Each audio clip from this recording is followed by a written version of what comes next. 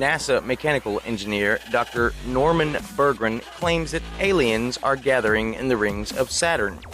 According to Dr. Berggren, the rings of Saturn represent a fuel source used in the propulsion of their craft.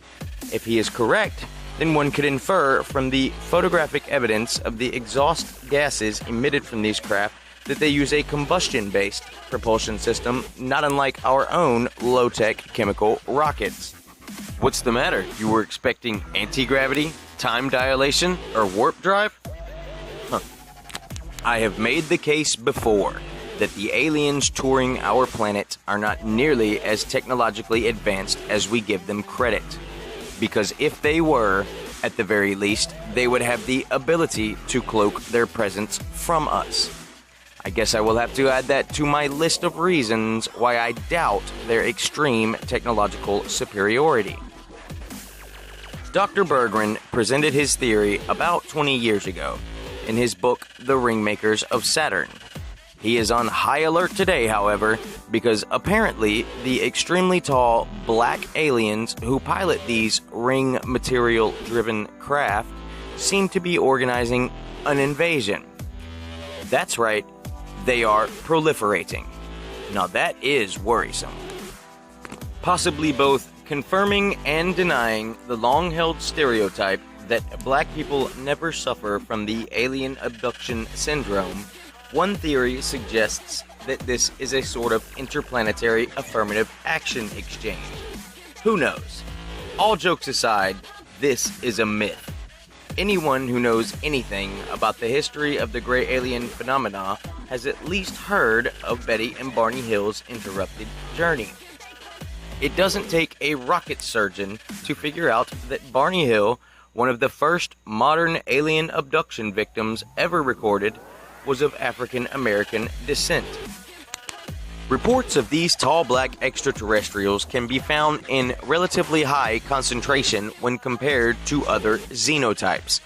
According to abductee accounts, the tall black aliens share enough physical characteristics with the praying mantis-like beings to assume that they are one and the same, and both the victims of mistaken identity.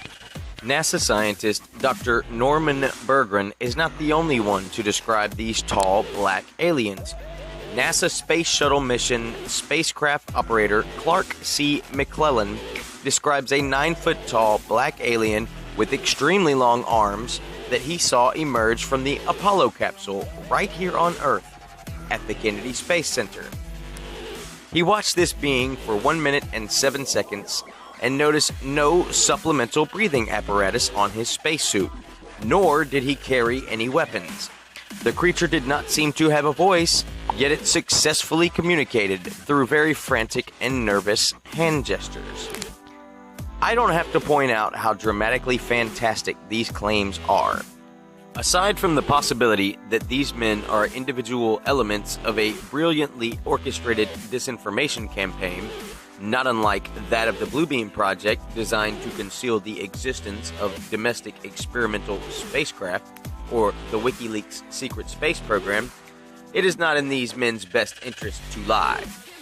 Keep in mind that both of these men are highly decorated NASA officials packing a laundry list of qualifications, meaning that they have far more to lose than to gain from telling a fantastical story like this.